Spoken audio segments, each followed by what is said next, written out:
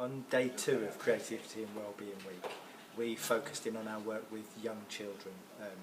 In the first session in the afternoon was around our work in schools, focusing on our Speech Bubbles project, which looks at creativity, communication and wellbeing. And we ran an experimental session where some of the adults present took part in a model session, and the others observed the outward signs of well-being in those who were taking part.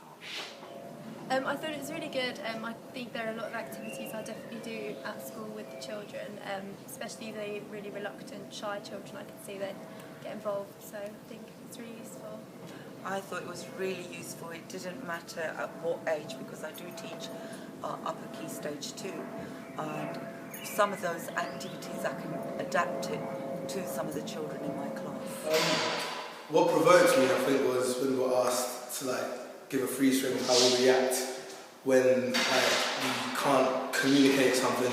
It's kind of brought me back to year 12 when I had problems in college and stuff with my behaviour and the way I acted towards things. But what I enjoyed was the storytelling session, which was pretty fun. I think being able to be like a kid for 20 minutes is something that all adults should embrace. So yeah, I had a lot of fun doing that. So. I think it's great to come back with some ideas that you can use in the classroom, but also things that make you think.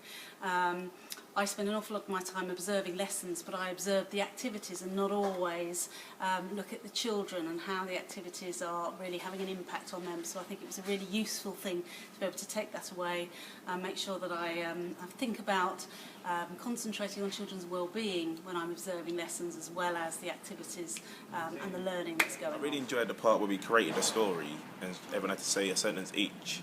That was very interesting because people wanted to kind of take it on the different ways and how we're going to go with it, but the ending was really good. In the evening we saw an example of the theatre making process with young children, and we saw our 6 to 8s group and our 9 to 11s share what they've been doing this term with a gathered audience of about 90 friends, parents, carers and other interested people. Dived into the sea, and David went down to see where this enormous plant had grown from.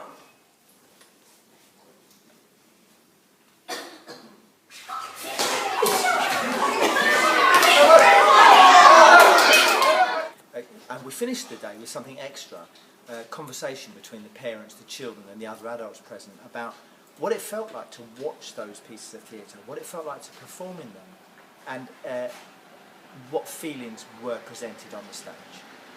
To be able to offer young people the chance to use their imaginations to something that is lacking. So